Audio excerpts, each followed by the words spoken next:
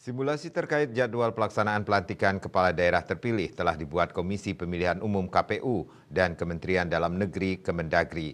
Namun, Ketua KPU RI Hashim Asyari mengaku tanggal pelantikan kepala daerah terpilih pada Pilkada serentak 2024 belum ditetapkan.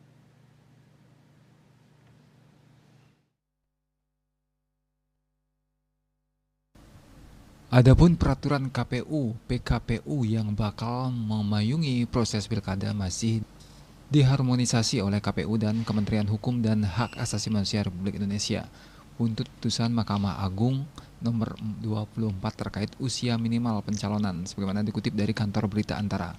Namun Ketua KPU RI Hashim Asyari pun berharap tanggal pelantikan dapat segera ditetapkan oleh pemerintah, apalagi saat ini proses pilkada sudah mulai berjalan. Menurutnya belum ditetapkan tanggal pelantikan membuat KPU kerepotan.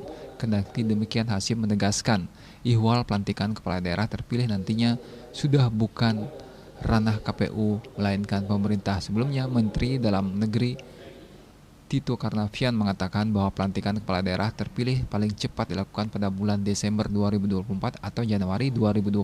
Adapun penyelenggaraan Pilkada Serentak 2024 jatuh pada Rabu 27 November 2024. Menurutnya proses pelantikan kepala daerah sangat bergantung pada kapan proses pilkada itu selesai. Apabila semua daerah serentak, bisa saja prosesnya selesai di November.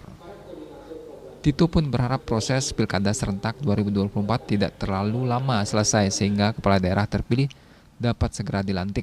Bali Pos melaporkan.